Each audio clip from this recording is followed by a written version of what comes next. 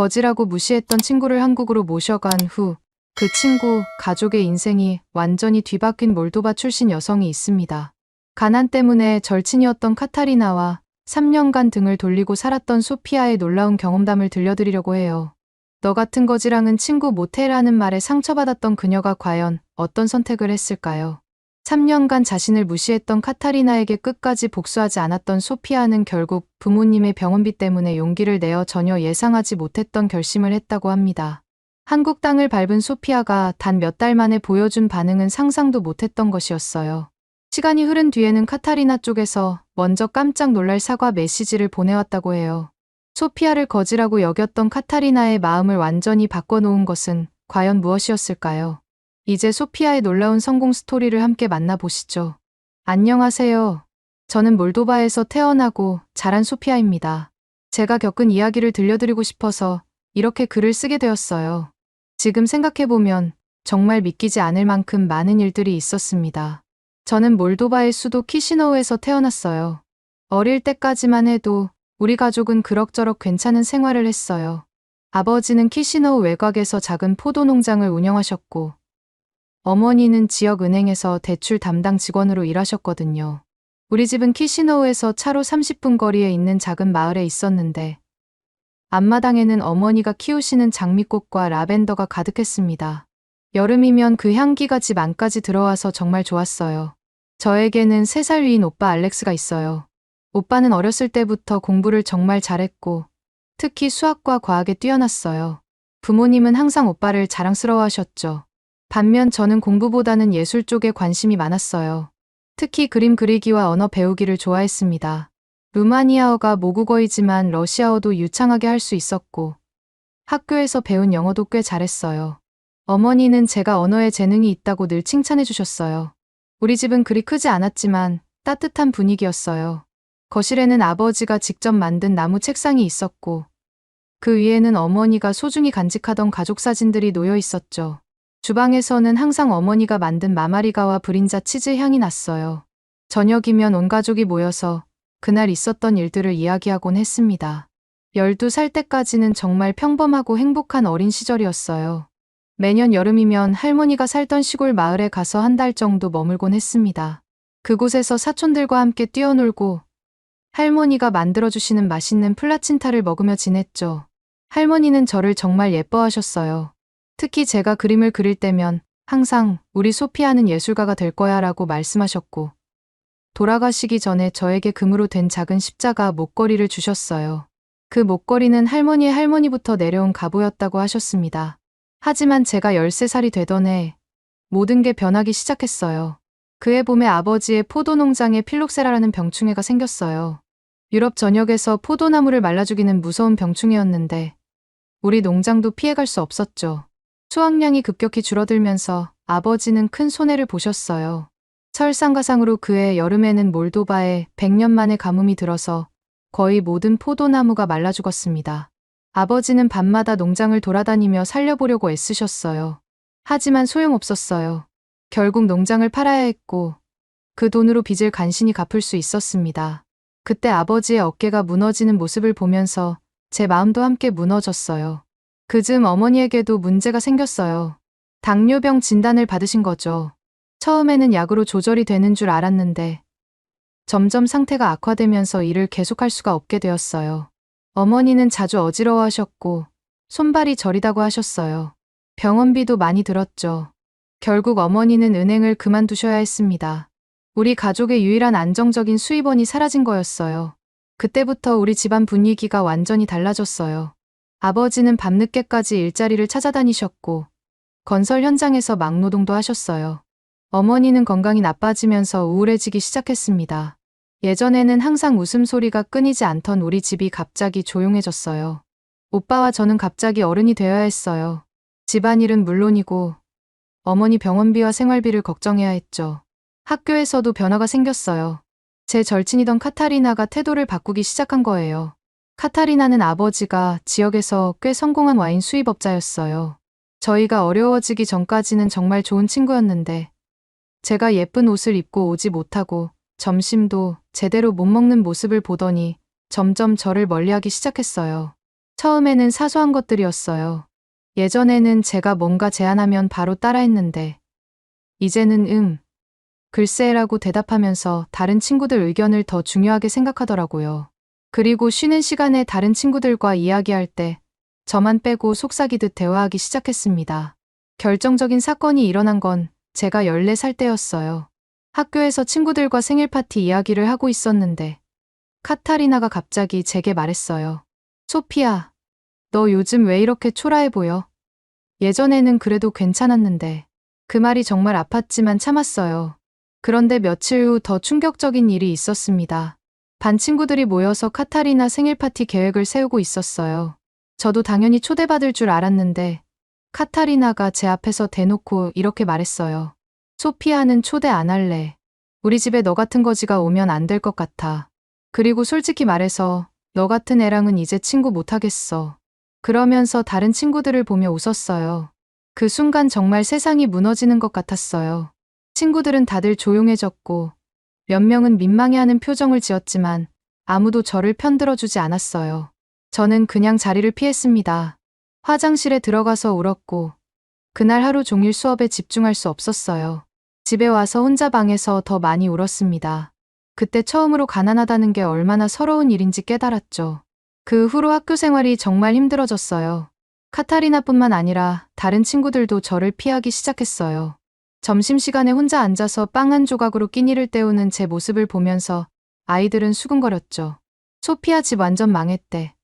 아버지가 농장 날렸다면서 어머니도 병원에 입원했다더라. 같은 말들이 제 귀에 들렸어요. 성적도 떨어지기 시작했고 뭘 해도 집중이 안 됐습니다. 그러던 어느 날 우연히 텔레비전에서 한국 드라마를 보게 되었어요. 제목이 별에서 온 그대였는데 처음에는 별 기대 없이 봤어요. 그런데 점점 빠져들게 되더라고요.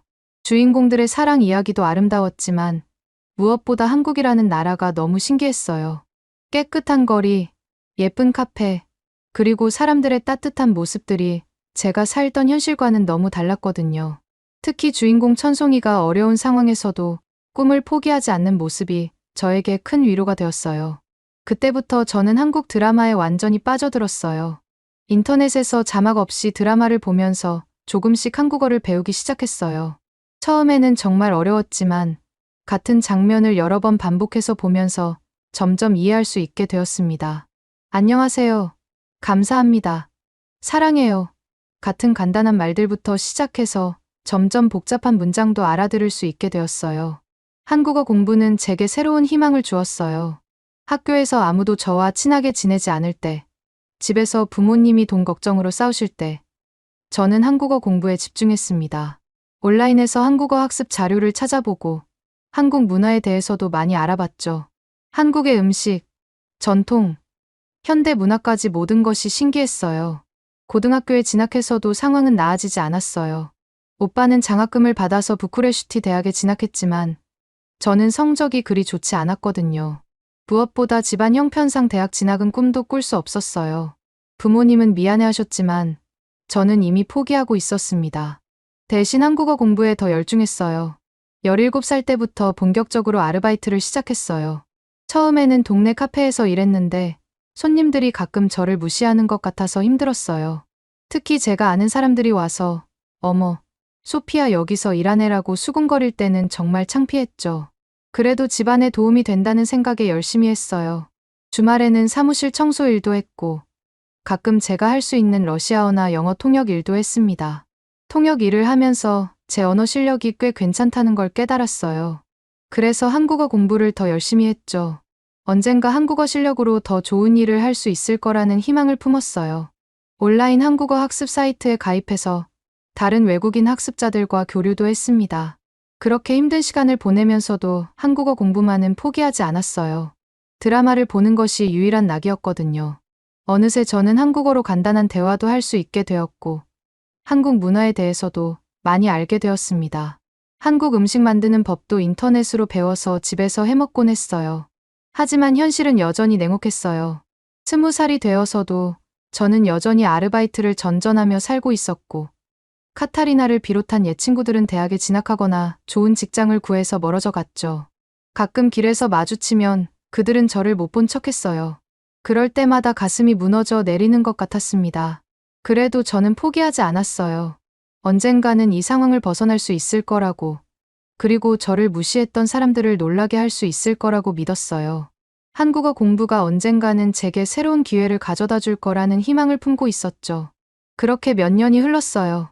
저는 여전히 다양한 아르바이트를 하며 살고 있었고, 한국어 공부는 계속 이어가고 있었습니다. 23살이 되었을 때, 저는 이미 한국어로 간단한 일상 대화는 물론이고 복잡한 내용도 이해할 수 있게 되었어요. 그러던 중 온라인에서 한국어 스터디 그룹을 발견했습니다. 전 세계 한국어 학습자들이 모여서 서로 도움을 주고받는 곳이었어요. 저는 용기를 내어 가입했고, 처음으로 제 한국어 실력을 다른 사람들과 나눌 수 있게 되었죠. 그룹에서 처음 자기소개를 할 때 정말 떨렸어요. 안녕하세요. 저는 몰도바에서 온 소피아입니다. 한국어 공부한 지 3년 정도 되었어요 라고 썼는데, 다른 멤버들이 와, 몰도바에서 온 분이시네요. 정말 신기해요 라고 반응해 주었습니다. 그때 처음으로 제가 특별한 존재가 될 수 있다는 생각을 했어요. 스터디 그룹에서 활동하면서 저는 점점 자신감을 얻었어요. 다른 학습자들의 질문에 답변도 해주고 몰도바 문화에 대해 소개하기도 했죠. 특히 한국 사람들이 몰도바에 대해 궁금해하는 것들을 설명할 때 정말 뿌듯했습니다. 그런데 어느 날 그룹에 새로운 멤버가 들어왔어요. 아이디가 민준이었는데 자기소개를 보니 한국에서 IT 회사를 운영하는 사람이었어요. 그는 해외 진출을 위해 다른 나라 문화를 배우고 싶어서 이 그룹에 가입했다고 했습니다. 민준 씨는 처음부터 달랐어요. 다른 한국인 멤버들은 주로 외국인들의 한국어를 고쳐주거나 한국 문화를 알려주는 역할을 했는데, 민준 씨는 오히려 우리나라 문화에 대해 정말 진지하게 질문했어요. 특히 제가 올린 몰도바 전통 음식 사진을 보고 정말 맛있어 보이네요. 어떻게 만드는 건가요? 라고 물어봤을 때 너무 놀랐습니다.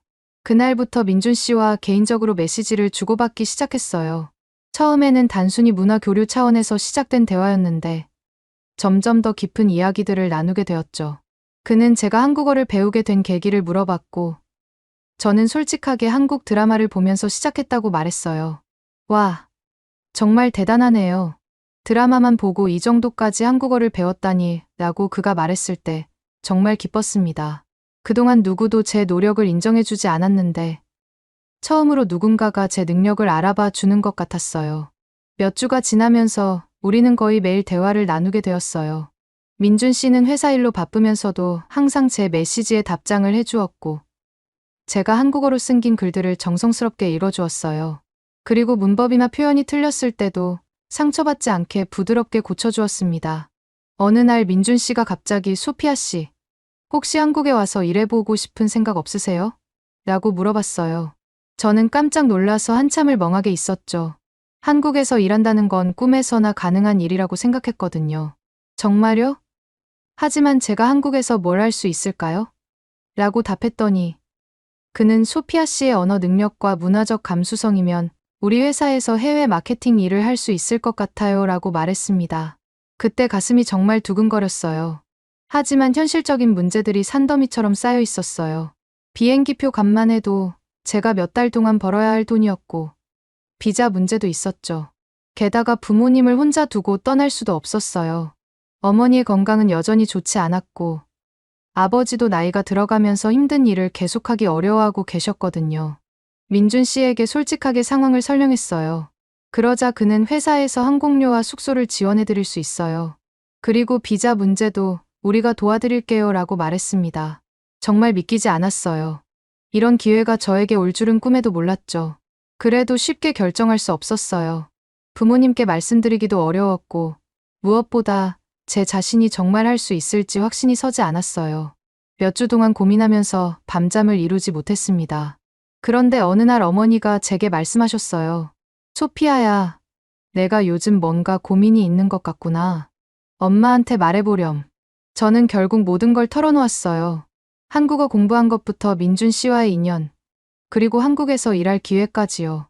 부모님은 처음에 정말 놀라셨어요.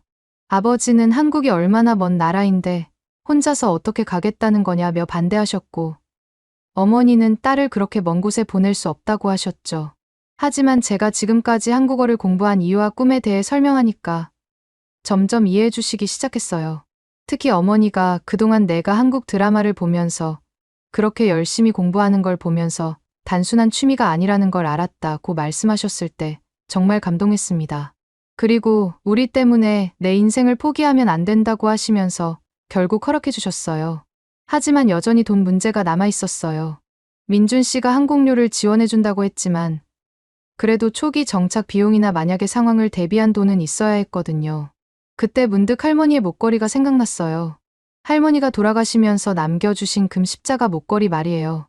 그건 우리 가족이 가진 유일한 가치 있는 물건이었어요. 하지만 할머니께서 항상 이 목걸이가 언젠가 내게 도움이 될 거야 라고 말씀하셨던 게 기억났죠. 어머니께 목걸이를 팔아서 한국에 가고 싶다고 말씀드렸을 때 어머니는 한참 동안 말씀이 없으셨어요. 그러다가 할머니께서 분명히 이런 날을 위해 남겨주신 것 같다고 하시면서 동의해 주셨어요. 그날 밤 저는 정말 많이 울었습니다. 목걸이를 팔아서 얻은 돈으로 비행기표를 사고 필요한 준비를 했어요. 민준 씨는 정말 친절하게 모든 과정을 도와주었고 회사에서도 비자 발급에 필요한 서류들을 보내주었죠. 꿈만 같았어요. 한국으로 떠나는 날 공항에서 부모님과 오빠가 배웅을 나왔어요. 어머니는 계속 울면서 몸 조심하고 아프면 바로 연락하라고 하셨고 아버지는 우리 딸이 이제 정말 어른이 되었구나라고 말씀하셨어요. 오빠는 누나 꼭 성공해서 돌아와라고 응원해 주었죠. 비행기 안에서 창문을 내다보면서 정말 많은 생각이 들었어요. 어릴 적 카타리나가 저에게 했던 말들, 가난했던 시절의 기억들, 그리고 한국어 공부하면서 꿈꿔왔던 미래들이 머릿속을 스쳐 지나갔어요. 이제 정말 새로운 인생이 시작되는 것 같았습니다. 인천공항에 도착했을 때의 감정은 정말 말로 표현할 수 없었어요. 그동안 드라마에서만 보던 한국 땅을 제가 실제로 밟고 있다는 게 신기했죠. 민준 씨가 직접 마중을 나와 있었는데 처음으로 실제로 만나니까 정말 떨렸어요. 소피아 씨, 한국에 오신 걸 환영합니다라고 말하는 민준 씨의 목소리를 들으면서 정말 꿈이 현실이 되었다고 느꼈어요. 그는 공항에서 회사까지 가는 길에 한국의 이곳저곳을 설명해 주었고 제가 궁금해하는 모든 것에 대해 친절하게 답변해 주었습니다. 회사에 도착해서 다른 직원들을 만났을 때는 정말 긴장했어요. 모두들 저를 신기하게 바라보는 것 같았고 몇몇 사람들은 제가 한국어를 하는 걸 보고 놀라워했어요. 하지만 동시에 외국인이 한국에 와서 일하는 것에 대해 약간 의구심을 가지는 것 같기도 했죠. 특히 마케팅팀의 선배 직원 중 한 명이 외국인이 한국 시장을 이해할 수 있을까? 라고 중얼거리는 걸 들었을 때는 정말 당황했어요. 그 순간 학창시절 카타리나에게 무시당했던 기억이 되살아났죠. 하지만 포기할 수는 없었어요. 이 기회를 위해 너무 많은 것을 포기했고 부모님의 기대도 있었거든요. 그래서 더욱 열심히 일하기로 결심했습니다. 한국에서의 첫 몇 달은 정말 힘들었어요. 회사에서 일하는 것도 어려웠지만 무엇보다 동료들의 시선이 부담스러웠습니다. 몇몇 사람들은 제가 외국인이라는 이유로 처음부터 거리감을 두었고 회의 시간에 제 의견을 제대로 들어주지 않는 것 같았어요. 특히 마케팅팀의 선임 과장님이 가장 힘들었습니다. 제가 제안하는 아이디어가 있으면 우리나라 정서를 잘 모르는 것 같다며 매번 반박하셨거든요. 그런 말을 들을 때마다 어릴 때 카타리나에게 무시당했던 기억이 되살아나서 정말 괴로웠어요. 하지만 민준 씨는 달랐습니다. 회사에서 저를 배려해 주려고 정말 많이 노력했어요. 점심시간에 혼자 앉아있는 저를 보면 와서 같이 식사하자고 했고 제가 이해하지 못하는 업무가 있으면 친절하게 설명해 주었죠. 그런 민준 씨의 모습을 보면서 점점 감사함을 느끼게 되었습니다. 처음 몇 달 동안은 정말 매일매일이 전쟁 같았어요. 한국어를 잘한다고 생각했는데 실제 업무에서 쓰이는 전문 용어들이나 미묘한 표현들을 이해하기 어려웠거든요. 회의에서 발표할 때도 떨렸고 동료들이 빨리 말하면 놓치는 부분들이 많았습니다. 그런데 어느 날 기회가 왔어요. 회사에서 유럽 시장 진출을 위한 마케팅 전략을 세우는 프로젝트가 시작된 거예요. 다른 직원들은 유럽 문화를 잘 몰라서 어려워했는데 저는 몰도바뿐만 아니라 주변 동유럽 국가들의 문화도 잘 알고 있었거든요. 소피아 씨, 이 프로젝트에 참여해보는 게 어떨까요? 라고 민준 씨가 제안했을 때 정말 기뻤습니다. 드디어 제가 가진 능력을 보여줄 수 있는 기회가 온 것 같았어요. 저는 정말 열심히 준비했어요. 몰도바를 비롯한 동유럽 국가들의 소비자 성향, 문화적 특징, 마케팅 포인트들을 상세하게 정리했습니다. 그리고 각 나라별로 어떤 접근 방식이 효과적일지 구체적인 전략을 세웠어요. 발표 당일, 저는 정말 떨렸습니다. 하지만 제가 준비한 내용을 차근차근 설명하기 시작했어요. 몰도바 사람들이 어떤 것을 좋아하는지, 루마니아와 우크라이나 사람들의 차이점은 무엇인지, 그리고 우리 제품을 어떻게 현지화해야 하는지 구체적으로 설명했습니다. 발표가 끝나고 나서 회의실이 조용해졌어요. 그때 정말 식은땀이 났죠. 혹시 제가 뭔가 잘못 말했나 걱정이 되었거든요. 그런데 갑자기 대표님이 박수를 치기 시작했습니다. 정말 훌륭한 발표였습니다. 이런 관점은 우리가 절대 생각할 수 없었던 것들이에요. 그날 이후로 회사에서 저를 보는 시선이 완전히 달라졌어요. 그동안 저를 무시했던 선임 과장님도 소피아 씨 덕분에 우리가 몰랐던 것들을 많이 배웠다고 말씀해 주셨습니다. 정말 뿌듯했어요. 그 프로젝트는 큰 성공을 거두었습니다. 회사의 유럽 진출이 예상보다 훨씬 빨리 이루어졌고 매출도 크게 증가했어요. 저는 그 공로를 인정받아서 입사 1년 만에 주임으로 승진했습니다. 승진 소식을 부모님께 전화로 알려드렸을 때 정말 기뻐하셨어요. 어머니는 우리 딸이 이제 정말 어른이 다 되었구나라고 하시면서 울음을 터뜨렸고 아버지도 자랑스럽다고 말씀해 주셨습니다. 그때 제가 한국에 온 선택이 정말 옳았다고 생각했어요. 민준 씨와의 관계도 점점 발전해 나갔습니다. 처음에는 단순히 상사와 부하 직원의 관계였는데 점점 개인적으로 가까워졌어요. 퇴근 후에 함께 식사하기도 하고 주말에 한국의 여러 곳을 구경시켜주기도 했죠. 특히 민준 씨가 저를 부모님께 소개시켜준 날이 기억에 남습니다. 처음에는 정말 떨렸는데 민준 씨 부모님이 생각보다 따뜻하게 맞아주셨거든요. 물론 외국인 며느리에 대한 걱정은 있으셨지만 제가 한국어를 잘하고 한국 문화를 이해하려고 노력하는 모습을 보시고 점점 마음을 열어주셨어요. 2년 차가 되면서 저는 팀 내에서 없어서는 안 될 존재가 되었습니다. 유럽 시장 담당자로서 여러 프로젝트를 성공적으로 이끌었고 후배들에게 업무를 가르쳐주기도 했어요. 한국 생활에도 완전히 적응했고 이제는 한국이 제 두 번째 고향 같았습니다. 그렇게 한국에서 3년이 흘렀어요. 저는 마케팅 팀장까지 승진했고 민준 씨와는 연인 관계로 발전했습니다. 모든 게 순조롭게 흘러가는 것 같았죠. 민준 씨와 결혼 이야기도 나누고 있었고 앞으로의 계획들을 세우며 행복한 나날을 보내고 있었어요. 그런데 그해 가을 갑자기 오빠로부터 급한 전화가 왔습니다. 소피아야, 어머니가 쓰러지셨어. 당뇨 합병증이 심해져서 병원에 입원하셨는데 상태가 좋지 않아. 그 말을 듣는 순간 머리가 하얘졌어요. 민준 씨에게 상황을 설명하자 당장 고향에 가보세요. 회사 일은 걱정 말고라고 말해주었습니다. 그 말에 정말 고마웠지만 동시에 죄책감이 들었어요. 부모님을 혼자 두고 한국에서 잘 지내고 있었던 제 자신이 원망스러웠거든요. 몰도바로 돌아가는 비행기 안에서 정말 많은 생각을 했습니다. 3년 전에 한국에 올 때와는 완전히 다른 기분이었어요. 그때는 절망적이었지만 희망을 품고 있었는데 이번에는 성공했지만 불안했습니다. 키시너우 공항에 도착했을 때 오빠가 마중 나와 있었어요. 오빠의 얼굴은 많이 야위어 있었고 걱정이 가득했습니다. 어머니 상태가 어떠세요? 라고 물어보니 많이 좋아지셨지만 여전히 안심할 수 없는 상황이야 라고 답했어요. 병원에서 어머니를 뵈었을 때 정말 가슴이 아팠습니다. 3년 전보다 훨씬 야위어 보이셨고 손발이 많이 부어 있었어요. 그런데 저를 보시자마자 우리 딸이 왔구나라고 말씀하시며 웃으셨어요. 그 순간 눈물이 왈칵 쏟아졌습니다. 어머니, 죄송해요. 제가 더 자주 연락드렸어야 했는데 라고 말씀드리자 어머니는 무슨 소리야. 내가 한국에서 잘 지내고 있다는 소식만으로도 충분히 행복했어 라고 하셨습니다. 며칠 후 어머니가 퇴원하셨어요. 집에 와서 보니 정말 많이 낡아 있었습니다. 3년 전에 제가 떠날 때와 거의 똑같은 상태였어요. 그때 결심했습니다. 그동안 한국에서 모은 돈으로 집을 수리해드리고 부모님께 용돈도 드리자고요. 다음 날부터 집수리를 시작했어요. 지붕도 고치고 벽지도 새로 발랐습니다.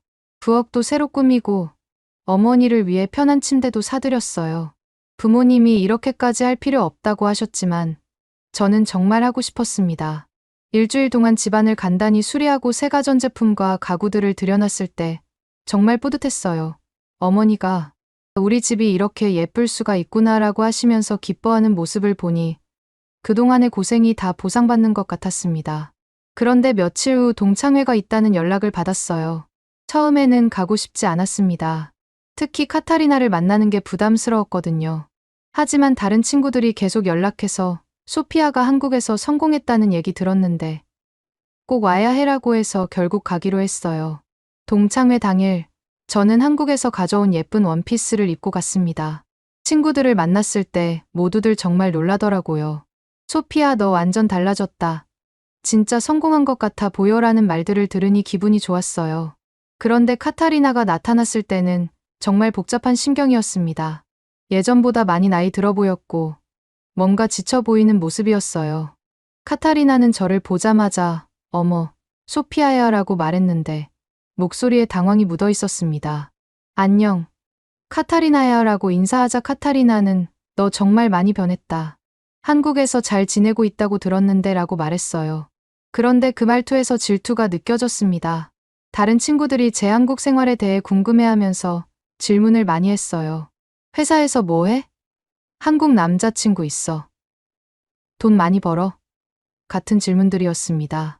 저는 겸손하게 대답했지만 친구들은 정말 부러워하는 눈치였어요. 그런데 갑자기 카타리나가 너 정말 그 한국 남자와 결혼할 거야? 동양인과 라고 말했습니다. 그 순간 분위기가 싸해졌어요. 다른 친구들도 놀란 표정이었습니다. 저는 잠시 당황했지만 침착하게 대답했어요. 민준 씨는 정말 좋은 사람이야. 인종이 중요한 게 아니라 사람이 중요한 것 같아. 그러자 카타리나는 그래도 우리랑은 다르잖아. 나중에 문제 생기면 어떻게 할 거야? 라고 말했습니다.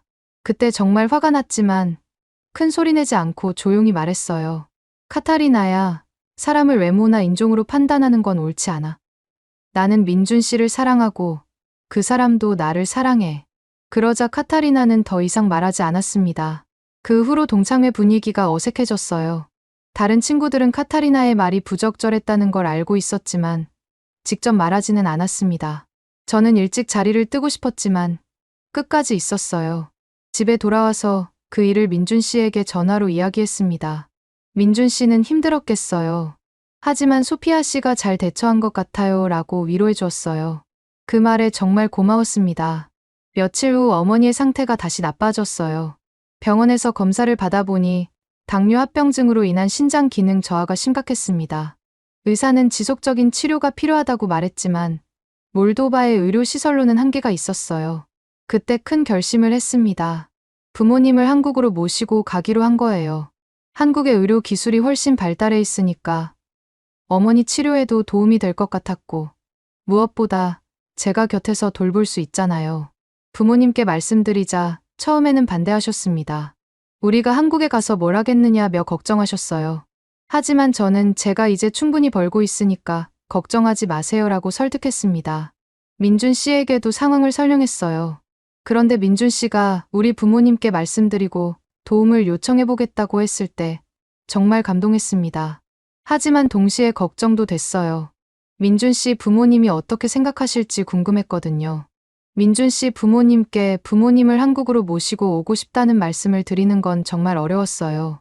민준 씨가 먼저 상황을 설명해드렸지만 어머님의 첫 반응은 예상했던 대로였습니다. 갑자기 왜 부모님까지 한국에 오시려고 하는 거니? 하시면서 당황스러워하셨어요. 아버님은 더 직설적이셨습니다. 민준아, 결혼도 아직 안 했는데 벌써 장인어른까지 모시고 온다는 게 말이 되니? 그 말씀을 들으니 정말 죄송했어요. 제가 너무 성급하게 결정한 건 아닌가 하는 생각도 들었습니다. 하지만 민준 씨는 포기하지 않았어요. 어머니 상태가 정말 심각해요. 한국에서 치료받으시면 훨씬 좋아지실 것 같아요 라고 계속 설득하셨습니다. 그리고 저도 용기를 내어 정말 죄송하지만 저희 어머니가 혼자서는 더 이상 치료받기 어려운 상황이에요 라고 말씀드렸어요. 민준 씨 어머님이 제 손을 잡으시면서 소피아야, 내 마음은 충분히 이해해. 하지만 갑자기 환경이 바뀌면 어르신들이 더 힘들어하실 수도 있잖니 라고 말씀하셨습니다. 그 말씀이 맞기도 했어요. 부모님이 한국에서 적응하실 수 있을지 걱정도 됐거든요. 그때 민준 씨가 정말 놀라운 제안을 했어요. 그럼 먼저 단기간으로 오셔서 치료받아보시는 건 어떨까요? 한 달 정도만요. 그리고 제가 모든 비용을 부담하겠습니다라고 덧붙였습니다. 그 말을 듣고 정말 감동했어요. 민준 씨 부모님도 그 제안에는 동의해 주셨어요. 아버님이 그 정도라면 괜찮을 것 같다고 하시면서 허락해 주셨습니다. 저는 그날 밤 부모님께 전화드려서 상황을 설명했어요. 부모님은 처음에 그런 큰 신세를 어떻게 지느냐며 사양하셨어요. 하지만 제가 제발 한 번만 기회를 주세요. 어머니 건강이 가장 중요해요. 라고 간곡히 부탁드리니까 결국 동의해 주셨습니다. 한 달 후 부모님이 한국에 오시는 날, 저는 정말 떨렸어요. 민준 씨와 함께 인천공항에 마중을 나갔는데 부모님이 나오시는 모습을 보니까 눈물이 날 것 같았습니다. 특히 어머니가 휠체어에 앉아서 나오시는 걸 보니까 가슴이 아팠어요. 어머니, 아버지 하고 달려가서 안았을 때 정말 그리웠던 마음이 한꺼번에 몰려왔어요. 아버지는 우리 딸이 정말 컸구나라고 하시면서 제 어깨를 두드려 주셨고, 어머니는 한국이 정말 깨끗하네라고 말씀하셨습니다. 민준 씨가 부모님께 정중하게 인사드리는 모습을 보니까 정말 고마웠어요. 안녕하세요. 소피아를 항상 잘 키워주셔서 감사합니다라고 루마니아어로 인사하시는 걸 보고 깜짝 놀랐습니다. 나중에 알고 보니 부모님이 오시기 전에 미리 공부하셨더라고요. 부모님을 모시고 제가 살던 아파트 근처에 마련해둔 숙소로 갔어요. 민준 씨가 정말 세심하게 준비해 주셨거든요. 침실도 2개 있고 부엌도 있어서 부모님이 편하게 지내실 수 있었습니다. 다음 날부터 어머니 병원 치료가 시작됐어요. 한국의 병원 시설을 보신 부모님이 정말 놀라셨습니다. 이런 좋은 병원이 있구나라고 하시면서 감탄하셨어요. 의사 선생님도 친절하게 설명해 주셨고, 통역은 제가 도와드렸죠. 검사 결과 어머니의 상태가 생각보다 심각했어요. 하지만 의사 선생님이 한국에서 치료받으시면 충분히 좋아지실 수 있다고 말씀해 주셔서 안심이 됐습니다. 그리고 실제로 일주일 만에 어머니 상태가 눈에 띄게 좋아지기 시작했어요. 주말에는 부모님을 모시고 서울 구경을 시켜드렸습니다. 경복궁에 갔을 때 부모님이 한국의 전통 건물이 이렇게 아름다운 줄 몰랐다고 하시면서 정말 기뻐하셨어요. 특히 아버지가 한국의 궁궐 건축에 대해 많은 관심을 보이셨습니다. 명동에서 쇼핑할 때도 재미있었어요. 어머니가 한국 화장품을 보시고 이런 좋은 제품들이 있구나라고 하시면서 신기해하셨습니다. 그리고 한국 음식도 정말 좋아하셨어요. 특히 비빔밥을 드시고 이거 정말 맛있다고 하셨죠. 2주일이 지나면서 부모님이 한국 생활에 완전히 적응하셨어요. 어머니는 병원 치료 덕분에 걸을 수도 있게 되셨고, 아버지도 한국 문화에 푹 빠지셨습니다. 그런 부모님을 보니까 정말 뿌듯했어요. 그런데 놀라운 일이 생겼습니다. 민준 씨 부모님이 저희 부모님을 저녁 식사에 초대하신 거예요. 처음에는 언어 문제 때문에 걱정했는데 민준 씨가 통역을 도와주니까 대화가 잘 됐어요. 민준 씨 어머님이 저희 어머니께 어머님 요리를 배우고 싶다고 말씀하시는 걸 보고 정말 감동했습니다. 그리고 아버님들끼리도 술 한잔 하시면서 금세 친해지셨어요.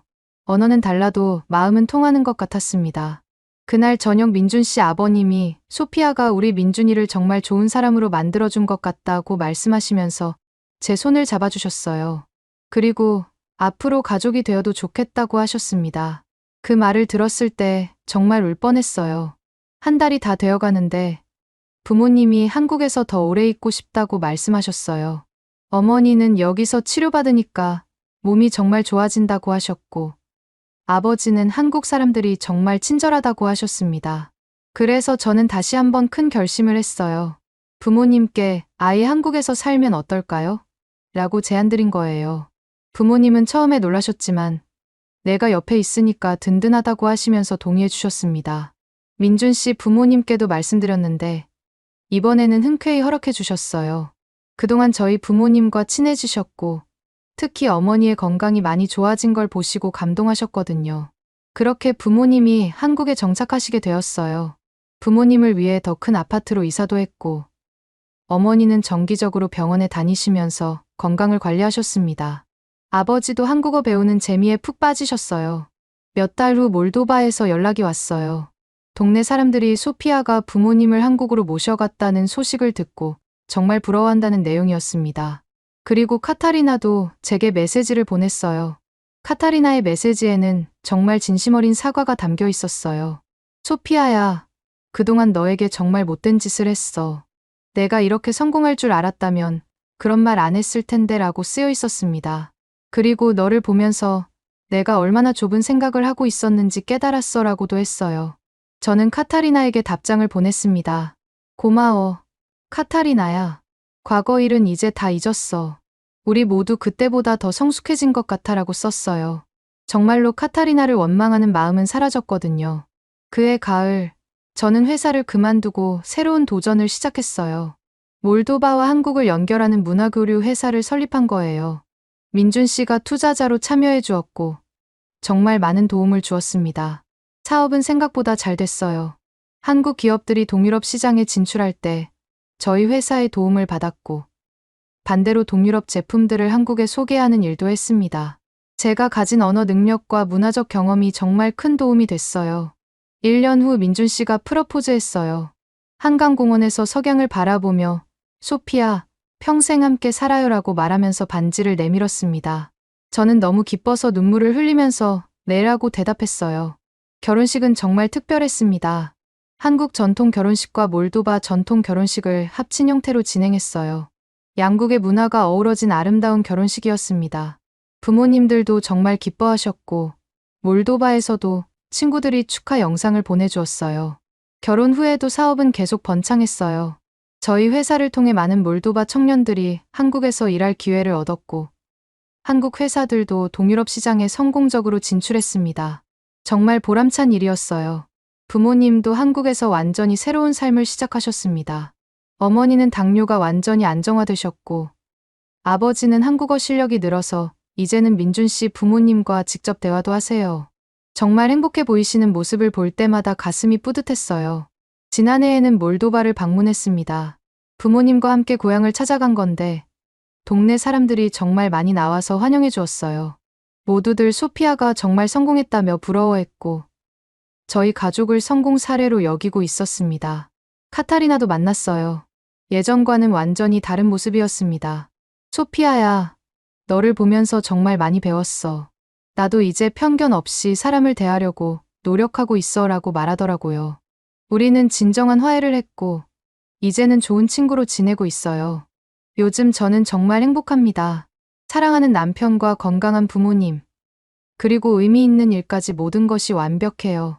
가끔 어릴 때 힘들었던 시절을 생각하면 꿈 같습니다. 그때는 절대 이런 날이 올 거라고 상상도 못했거든요. 하지만 이제 깨달았어요. 진정한 성공은 돈이나 지위가 아니라 사랑하는 사람들과 함께하는 것이라는 거요. 가족들이 건강하고 행복한 모습을 볼 때가 제일 뿌듯하고 감사해요. 앞으로도 더 많은 사람들이 꿈을 포기하지 않고 도전할 수 있도록 도움을 주고 싶어요. 저처럼 어려운 상황에 있는 사람들에게 희망을 주고 싶습니다. 그것이 제가 받은 도움에 보답하는 길이라고 생각해요. 지금 이 순간도 저는 정말 감사한 마음으로 살고 있습니다. 포기하지 않았기에 가능했던 모든 것들에 대해서요. 오늘의 이야기는 여기까지입니다. 마음에 드셨다면 구독과 좋아요 잊지 말고 한 번씩 눌러주세요. 소중한 시간 함께 해주셔서 진심으로 감사드리고 앞으로도 더 깊은 이야기로 여러분을 찾아뵐게요. 찾아뵐게요. 찾아뵐게요. 찾아뵐게요. 찾아뵐게요.